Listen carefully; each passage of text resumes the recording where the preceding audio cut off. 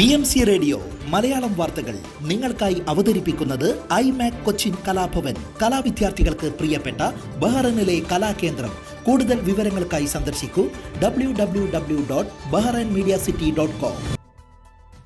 നമസ്കാരം. BMC radio Malayalam വാർത്തകളിലേക്ക് സ്വാഗതം. ഞാൻ ധനുകൃഷ്ണ. ബഹ്റൈനിൽ കനത്ത മഴയും കാറ്റും തുടർന്നു. ഇന്നലെ തുടങ്ങിയ മഴയിൽ മിക്ക റോഡുകളും വെള്ളത്തിൽ മുങ്ങിക്കിടക്കുന്നതിനാൽ ജനം ജാഗ്രത പുലർത്തണമെന്ന് അധികൃതർ അറിയിച്ചു.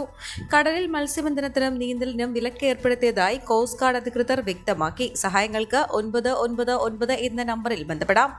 ദുഷ്കര കാലാവസ്ഥ പരിഗണിച്ച് രാജ്യത്തെ സ്കൂളുകളും കോളേജുകളും അടക്കം വിദ്യാഭ്യാസ സ്ഥാപനങ്ങൾക്ക് അവധി പ്രഖ്യാപിച്ചു. പലയിടത്തും വീടുകളിൽ വെള്ളം കയറി. പാർക്ക് ചെയ്തിരുന്ന കാറുകൾ പലതും വെള്ളക്കെട്ടിൽ അകപ്പെട്ടു.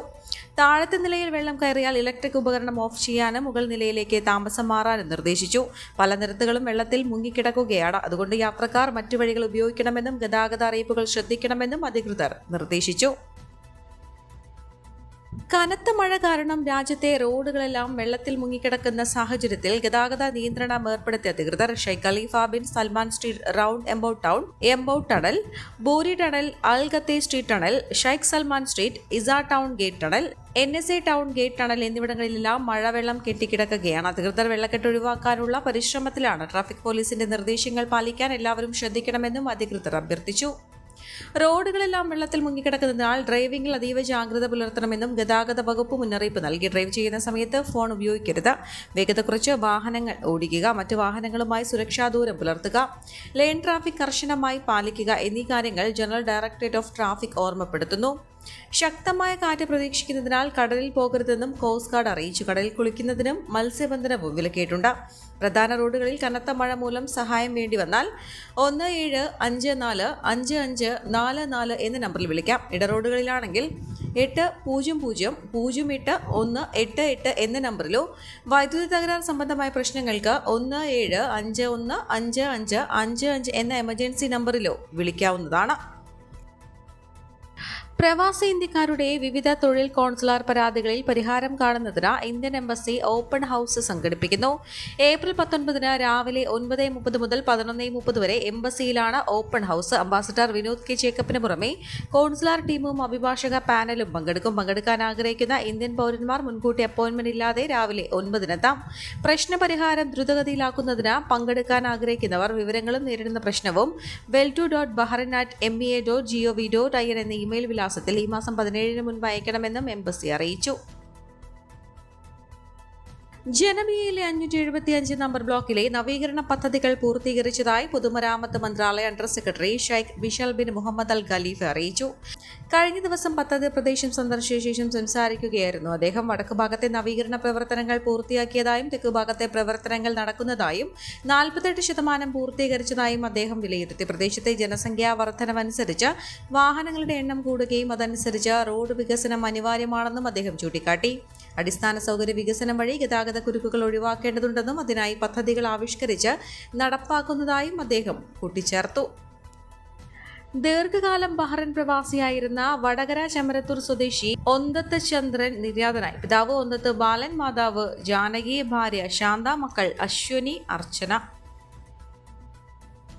മലയാളി നന്മയെ ലോകം വാഴ്ത്തിയ റഹീമിന്റെ മോചന വഴിയിൽ KMCC ബഹ്റൈനും 18 ലക്ഷം രൂപയാണ് 24 മണിക്കൂർ കൊണ്ട് ബഹ്റൈനിലെ പ്രവർത്തകരിൽ നിന്നും അഭ്യുദയകാംക്ഷികളിൽ നിന്നും സമാഹരിച്ചത്. MP അബ്ദുറഹീമിന്റെ ജയിൽ മോചനത്തിനുള്ള ധനസമാഹരണത്തിൽ KMCC ബഹ്റൈനും കൈകോർക്കുന്നെന്ന പ്രചാരണവുമായാണ് KMCC ക്യാമ്പയിൻ 8 ദിവസം കൊണ്ട് വിജയിച്ചത്.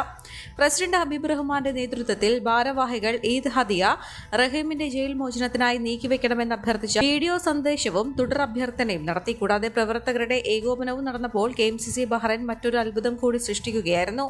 സമാഹരിച്ച തുക യഥാസമയം തന്നെ അയച്ചു കൊടുത്തു. പ്രവാസിയായ സഹോദരനെ ജീവിതത്തിലേക്ക് തിരിച്ചു കൊണ്ടുവരാനും അതുവഴി വൃദ്ധയായ ഒരു മാതാവിന്റെ കണ്ണീർ തുടയ്ക്കാനും കേരളം ഒന്നിച്ച ഈ മഹാദൗത്യത്തിൽ ഭാഗമാകാൻ കഴിഞ്ഞതിലുള്ള സംതൃപ്തിയും സഹകരിച്ചവർക്കുള്ള നന്ദിയും KMCC പ്രസിഡന്റ് ഹബീബ് റഹ്മാനും ജനറൽ സെക്രട്ടറി അസൈനാർ കളത്തിങ്കിലും അറിയിച്ചു. മുനിസിപ്പൽ കാർഷിക മന്ത്രാലയം ഏർപ്പെടുത്തിയ മൊബൈൽ നഴ്സറി വഴി 4455 ചെടികൾ വിതരണം ചെയ്തതായി മുനിസിപ്പൽ കാര്യ under secretary Sheikh Mohammed bin Ahmed Al Khalifi അറിയിച്ചു. ക്യാപിറ്റൽ മുനിസിപ്പൽ കൌൺസിലിന്റെ സഹകരണത്തോടെ നടപ്പാക്കിയ പദ്ധതി 14 പ്രദേശങ്ങളിലൂടെ സഞ്ചരിക്കുകയും ചെടികൾ വിതരണം ചെയ്യുകയും ചെയ്തു. മരം നടുന്നതിന് പ്രേരണ നൽകുന്നതിനും അതുവഴി ഹരിത പ്രദേശ വികസനം സാധ്യമാക്കുന്നതിനുമാണ് ഇത്തരമൊരു പദ്ധതി നടപ്പാക്കിയത്. സമൂഹത്തിൽ പരിസ്ഥിതി അവബോധം സൃഷ്ടിക്കുന്നതിനും 2060ഓടെ കാർബൺ ബഹിർഗമനം പൂജ്യത്തിലേക്ക് എത്തിക്കാനുമാണ് വൃക്ഷങ്ങളുടെ എണ്ണം പരമാവധി വർദ്ധിപ്പിക്കാൻ ലക്ഷ്യമിടുന്നതെന്നും അദ്ദേഹം കൂട്ടിച്ചേർത്തു. പാലക്കാട്ടുകാരുടെ കുടുംബ കൂട്ടായ്മ പാലക്കാട് പ്രവാസി അസോസിയേഷൻ ഈദ്, ഈസ്റ്റർ, വിഷു ആഘോഷങ്ങളുടെ ഭാഗമായി അംഗങ്ങൾക്കും സുഹൃത്തുക്കൾക്കും സൗഹൃദ സംഗമം സംഘടിപ്പിച്ചു. സൽമാനിയ കലവറ പാർട്ടി ഹാളിൽ അംഗങ്ങളും കുട്ടികളും ചേർന്ന് നടത്തിയ കലാപരിപാടികൾ ശ്രദ്ധേയമായി. വനിതാ വിഭാഗം അംഗങ്ങളായ ദിവ്യ, കീർത്തി, ധന്യ, ഹർഷ, ചിത്ര എന്നിവർ ഗ്രൂപ്പ് ഡാൻസ്, ദേവദത്തും ധ്യാനും, നിവേദ് എന്നിവർ മതമൈത്രി ഫ്ലോട്ട്, പ്രശാന്ത് മന്നം മിമിക്രി, ധ്വനി നിരഞ്ജൻ, വൈദേഹി, ഗോപിക, ശ്രീനന്ദ, കൃഷ്ണ, മണികണ്ഠൻ, ദീപക് മേനോൻ, പ്രസാദ്, പ്രശാന്ത്, നിസാർ, ഗൗരി, പ്രദീപ്, ഹർഷ, കീർത്തി, അനു, കണ്ണൻ, വരദ, ഷമീമ, രേവതി, നൈവേദ്യ തുടങ്ങിയവർ നൃത്തം, പാട്ട് എന്നിവയും അവതരിപ്പിച്ചു. റംസീന ഫിറോസ് നിയന്ത്രിച്ച പരിപാടി ധന്യ, പ്രസാദ്, കണ്ണൻ തുടങ്ങിയവർ സംയോജിപ്പിച്ചു. രാജീവ് സ്വാഗതവും രക്ഷാധികാരി ജയശങ്കർ ഈദ്, ഈസ്റ്റർ, വിഷു സന്ദേശവും നൽകി.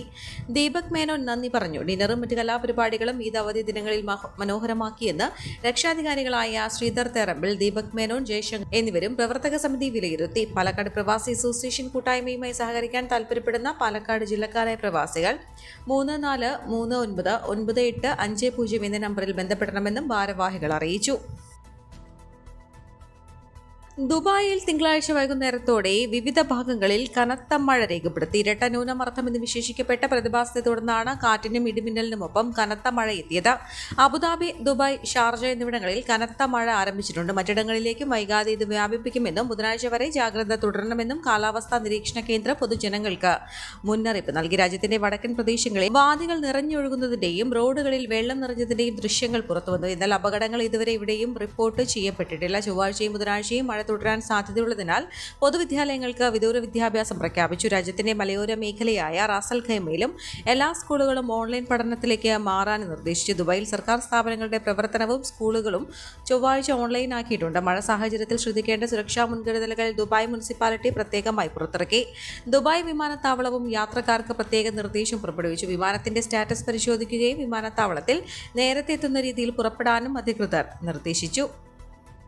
ലോക്സഭാ തെരഞ്ഞെടുപ്പിൽ 8 ജില്ലകളിലെ മുഴുവൻ ബൂത്തുകളിലും വെബ്കാസ്റ്റിംഗ് നടത്തുമെന്ന് മുഖ്യ തെരഞ്ഞെടുപ്പ് ഓഫീസർ സഞ്ജയ് കൌൾ. കാസർഗോഡ്, കണ്ണൂർ, വയനാട്, മലപ്പുറം, കോഴിക്കോട്, പാലക്കാട്, തൃശൂർ, തിരുവനന്തപുരം ജില്ലകളിലെ മുഴുവൻ ബൂത്തുകളിലുമാണ് തത്സമയ നിരീക്ഷണ സംവിധാനം ഏർപ്പെടുന്നത്.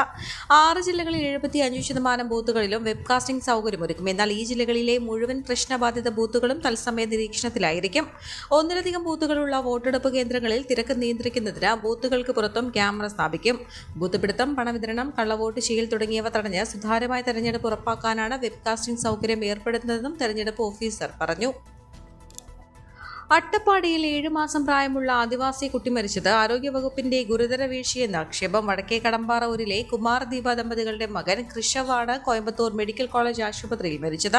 ശ്വാസമുട്ടലിനെ തുടർന്ന് കോട്ടത്തറ ആശുപത്രിയിൽ ചികിത്സ തേടിയിരുന്നത്. ന്യൂമോണിയ കണ്ടെത്തിയതിനെ തുടർന്ന് 2 ദിവസം മുൻപാണ് കോയമ്പത്തൂർ മെഡിക്കൽ കോളേജ് ആശുപത്രിയിലേക്ക് അയച്ചത്. മന്ത്രി വീണ ജോർജിന്റെ പ്രഖ്യാപനങ്ങളെല്ലാം കടലാസിലൊതുങ്ങിയെന്നാണ് അട്ടപ്പാടിയിലെ ആദിവാസികളുടെ ആക്ഷേപം. സർക്കാർ ഉത്തരവിലൂടെ കോട്ടത്തറ ഗവൺമെന്റ് ട്രൈബൽ ആശുപത്രിയിലെ താലൂക്ക് ആശുപത്രിയായിട്ട് ഉയർത്തി ഉത്തരവിറക്കിയെങ്കിലും ഒന്നും നടന്നിട്ടില്ല. താലൂക്ക് പദവി ലഭിക്കുന്നതോടെ ആർദ്രം പദ്ധതി പ്രകാരമുള്ള ആനുകൂല്യങ്ങൾ ആശുപത്രിക്ക് ലഭിക്കുമെന്നായിരുന്നു ഉറപ്പ് നൽകിയിരുന്നത്. അടിസ്ഥാന സൗകര്യ വികസനത്തിന് വേണ്ടിവരുന്ന ചിലവുകൾ കിഫ്ബി വഴിയും മറ്റ് പ്രവർത്തനങ്ങൾക്ക് വേണ്ടിവരുന്ന ചിലവുകൾ സംസ്ഥാന ബജറ്റിൽ വകയിരുത്തുമെന്നും മന്ത്രി പറഞ്ഞിരുന്നു. കോട്ടത്തറ ആശുപത്രിയിൽ 100 പേരെ കിടത്തി ചികിത്സിക്കുന്നുണ്ടെങ്കിലും 54 പേരെ കിടത്തി ചികിത്സിക്കുന്നതിനുള്ള ജീവനക്കാരാണ് ഉണ്ടായിരുന്നത്. താലൂക്ക് ആശുപത്രിയെ ഉയർത്തി സ്ഥിരം സംവിധാനത്തിൽ വിദഗ്ധ ഡോക്ടർമാർ, നഴ്സുമാർ, മറ്റ് ജീവനക്കാർ എന്നിവരുടെ സേവനം ലഭ്യമാക്കുമെന്നും മന്ത്രി അറിയിച്ചിരുന്നു. Minor and major operation theatre, laboratory, X-ray, ultrasound scanner, pharmacy തുടങ്ങിയ സേവനങ്ങൾ വിപുലീകരിക്കുമെന്നും അറിയിച്ചു. ഈ സൗകര്യങ്ങളെല്ലാം വരുമ്പോൾ ഗർഭിണികളടക്കമുള്ളവർക്ക് വിദഗ്ധ ചികിത്സയ്ക്കായി ചുരമിറങ്ങേണ്ടി വരില്ലെന്ന ആശ്വാസത്തിലായിരുന്നു ആദിവാസികൾ. എന്നാൽ അട്ടപ്പാടി കോട്ടത്തറ ആശുപത്രിയിൽ ഇപ്പോഴും ന്യൂമോണിയയ്ക്ക് ചികിത്സയ്ക്ക് സൗകര്യമില്ല. ആദിവാസികൾക്ക് പ്രത്യേക മുൻഗണനയോ പരിഗണനയോ ലഭിക്കാതെ കോയമ്പത്തൂർ മെഡിക്കൽ കോളേജിൽ രോഗിയെ അയച്ചത് ആരോഗ്യവകുപ്പിന്റെ ഗുരുതര വീഴ്ചയാണെന്നും ചൂണ്ടിക്കാണിക്കുന്നു. ന്യൂമോണിയയുടെ ലക്ഷണങ്ങൾ ആരോഗ്യ ഫീൽഡ് വിഭാഗം കൃത്യമായി നോക്കിയിരുന്നെങ്കിൽ കുട്ടിയുടെ ജീവൻ രക്ഷിക്കാമായിരുന്നു. രോഗികൾക്ക് വിദഗ്ധ ചികിത്സ നൽകാൻ ഇപ്പോഴത്തെ കോട്ടത്തറ ആശുപത്രിയിൽ സംവിധാനമില്ല. ആദിവാസി ഫണ്ട് വാങ്ങിയാണ് ആശുപത്രിയിൽ പ്രവർത്തനങ്ങൾ നടത്തുന്നതെങ്കിലും നിലവിലെ നടത്തിപ്പ് ആദിവാസികളുടെ ആരോഗ്യ സംരക്ഷണത്തിന് വേണ്ടിയല്ല. ആദിവാസി ഫണ്ട് വലിയ തോതിൽ കൊള്ളയടിക്കുന്നുണ്ടെന്നും ഇത് സംബന്ധിച്ച് സമഗ്രമായ അന്വേഷണം നടത്തണമെന്നും ആദിവാസി മഹാസഭ നേതാവ് TR ചന്ദ്രൻ ആവശ്യപ്പെട്ടു. സ്കൂൾ ഉച്ചഭക്ഷണത്തിന് ഭക്ഷ്യസുരക്ഷാ ലൈസൻസ് ബാധകമല്ലെന്ന സർക്കാർ ഉത്തരവ് പിൻവലിക്കണമെന്ന് KSU. കുട്ടികൾക്ക് നൽകുന്ന ഉച്ചഭക്ഷണ പദ്ധതിക്ക് ഫുഡ് സേഫ്റ്റി ലൈസൻസ് ആവശ്യമില്ലെന്ന പൊതുവിദ്യാഭ്യാസ അണ്ടർ സെക്രട്ടറിയുടെ വിവാദ ഉത്തരവ് അപകടകരമാണ്. സംസ്ഥാനത്തെ സ്കൂളുകളിൽ ഉച്ചഭക്ഷണത്തിൽ നിന്ന് ഭക്ഷ്യവിഷബാധയേറ്റ നിരവധി സംഭവങ്ങൾ റിപ്പോർട്ട് ചെയ്യുമ്പോഴാണ് ഫുഡ് സേഫ്റ്റി ലൈസൻസ് വേണ്ടെന്ന സർക്കാർ നിലപാട് സ്വീകരിക്കുന്നത്. പാവപ്പെട്ട കുട്ടികളാണ് സർക്കാർ സ്കൂളിൽ പഠിക്കുന്നതും ഉച്ചഭക്ഷണം കഴിക്കുന്നതും. അവരും ഈ നാടിന്റെ പ്രതീക്ഷയാണ്. അവരുടെ അവകാശങ്ങൾ സംരക്ഷിക്കപ്പെടേണ്ടതായുണ്ട്. വിഷയത്തിൽ ബാലാവകാശ കമ്മീഷനെ സമീപിക്കുമെന്നും KSU സംസ്ഥാന പ്രസിഡന്റ് അലോഷ്യസ് സേവിയർ അറിയിച്ചു. ഡ്യൂട്ടിക്കിടയിലെ മദ്യപാനികളെ പിടികൂടാൻ ബ്രത്ത് അനലൈസർ ഉപയോഗിച്ചു തുടങ്ങിയതോടെ KSRTC ജീവനക്കാർക്ക് പണി കിട്ടി. മദ്യപിച്ചെത്തിയതിനും ഡ്യൂട്ടിക്കിടയിൽ മദ്യം സൂക്ഷിച്ചതിനും 100 KSRTC ജീവനക്കാർക്കെതിരെയാണ് ഇപ്പോൾ അച്ചടക്ക നടപടി സ്വീകരിക്കാൻ തീരുമാനിച്ചത്. 2024 ഏപ്രിൽ 1 മുതൽ 15 വരെ KSRTC vigilance special surprise investigation പ്രോഗ്രാമിന്റെ ഭാഗമായാണ് നടപടി. വനിതകൾ ഒഴികെയുള്ള ജീവനക്കാരെ ബ്രത്ത് അനലൈസർ ഉപയോഗിച്ച് പരിശോധന നടത്തി മാത്രമാണ് ഡ്യൂട്ടിക്ക് നിയോഗിക്കാൻ പാടുള്ളൂ എന്നാണ് നിലവിലെ ഉത്തരവ്. ഇതിന്റെ അടിസ്ഥാനത്തിലാണ് പ്രത്യേക പരിശോധന നടത്തിയത്. തീരദേശ റെയിൽവേയിൽ ഏറ്റവും പ്രാധാന്യമുള്ള റെയിൽവേ സ്റ്റേഷനായി വരേണ്ട അരൂർ റെയിൽവേ സ്റ്റേഷൻ അധികൃതരുടെ അവഗണനയിൽ നഷ്ടപ്പെടുമെന്ന ആശങ്കയിലാണ് നാട്ടുകാർ. തീരദേശ റെയിൽവേ എത്തിയിട്ട് 3.5 പതിറ്റാണ്ട് കഴിഞ്ഞിട്ടും പാസഞ്ചർ ട്രെയിനുകളിൽ മാത്രമാണ് അരൂർ സ്റ്റേഷനിൽ നിർത്തുന്നത്. ഹാൾട്ട് സ്റ്റേഷനായി തരം താഴ്ത്തിയ അരൂർ സ്റ്റേഷൻ യാത്രക്കാരുടെ കുറവ് മൂലം നഷ്ടപ്പെടാൻ സാധ്യതയുണ്ടെന്നാണ് ബന്ധപ്പെട്ടവർ പറയുന്നത്. ഇപ്പോൾ രാവിലെയും വൈകിട്ടും ഇതുവഴി കടന്നു പോകുന്ന എറണാകുളത്തേക്കും ആലപ്പുഴയിലേക്കുമുള്ള 4 പാസഞ്ചർ ട്രെയിനുകൾക്ക് മാത്രമാണ് ഇവിടെ സ്റ്റോപ്പുള്ളത്. ആലപ്പുഴയിൽ സർവീസ് അവസാനിക്കുന്ന ട്രെയിനുകൾക്കും ആലപ്പുഴയിൽ നിന്ന് പുറപ്പെടുന്ന ട്രെയിനുകൾക്കും അരൂരിൽ സ്റ്റോപ്പ് അനുവദിച്ചാൽ അരൂർ സ്റ്റേഷൻ കൂടുതൽ സജീവമാകും. പാതരട്ടിപ്പിക്കലിന്റെ പ്രവൃത്തികൾ ആരംഭിക്കുന്ന വേളയിൽ ക്രോസിംഗ് സ്റ്റേഷനായി അരൂരിനെ വികസിപ്പിക്കണമെന്നാണ് നാട്ടുകാരുടെ ആവശ്യം. 2 ക്രോസിംഗ് സ്റ്റേഷനുകൾക്കിടയിലുള്ള കുമ്പളം പാലത്തിൽ ഏതെങ്കിലും വിധത്തിലുള്ള തടസ്സങ്ങളുണ്ടായാൽ ട്രെയിനുകളെ ഇരു സ്റ്റേഷനുകളിൽ പിടിച്ചുവിടാൻ സഹായകരമാകും. 1989 എറണാകുളം കായംകുളം തീരദേശ റെയിൽപാത നിലവിൽ വന്നത്. റെയിൽവേ സ്ഥലമെടുപ്പ് നടപടികളുമായി നീങ്ങിയപ്പോൾ B ക്ലാസ് സ്റ്റേഷനായി ഉയർത്താനുള്ള ഭൂമി റെയിൽവേ അധികൃതർ അരൂരിൽ ഏറ്റെടുത്തിരുന്നു. റെയിൽവേ ക്വാർട്ടേഴ്സിംഗും ഹാൾട്ടിംഗ് സ്റ്റേഷനും വിപുലമായ സൗകര്യങ്ങളും റെയിൽവേയുടെ ലക്ഷ്യമായിരുന്നു. എന്നാൽ നിർമ്മാണ വേളയിലുണ്ടായ തൊഴിൽ തർക്കങ്ങൾ മൂലം D ക്ലാസ് സ്റ്റേഷനായി പരിമിതപ്പെടുത്തുകയാണ് ഉണ്ടായത്. സമീപത്തെ സ്റ്റേഷനുകളിലെ വികസനങ്ങൾക്ക് പോലും അരൂരിലുണ്ടായില്ല. വ്യവസായ കേന്ദ്രം, കെൽട്രോൺ തുടങ്ങിയ പൊതുമേഖലാ സ്ഥാപനങ്ങളുടെ സാന്നിധ്യം, പെരുമ്പളം, പാണാമ്പള്ളി, കുമ്പളങ്ങി തുടങ്ങിയ പ്രദേശങ്ങളിൽ നിന്ന് അരൂർ റെയിൽവേ സ്റ്റേഷൻ എത്താനുള്ള എളുപ്പമാർഗ്ഗം എന്നിവയൊന്നും റെയിൽവേ പരിഗണിച്ചില്ല. ആദായകരമല്ലാത്ത ചെറുകിട റെയിൽവേ സ്റ്റേഷനുകളുടെ പ്രവർത്തനം നിർത്തുന്നതിന് മുന്നോടിയായാണ് ടിക്കറ്റ് വിതരണം കരാറുകാർക്ക് കൈമാറുന്നതെന്നും ആശങ്കയുണ്ട്. സ്റ്റേഷന്റെ പ്രവർത്തനം പൂർണ്ണമായി നിർത്തലാക്കുന്നതിന്റെ ആദ്യഘട്ടമായാണ് ഇത്തരം നിയമനങ്ങൾ നടത്തുന്നതെന്നും റെയിൽവേ ജീവനക്കാർ പറയുന്നു. ഈ വാർത്തയോടുകൂടെ BMC റേഡിയോ മലയാളം വാർത്തകൾ സമാപിക്കുന്നു. നന്ദി, നമസ്കാരം.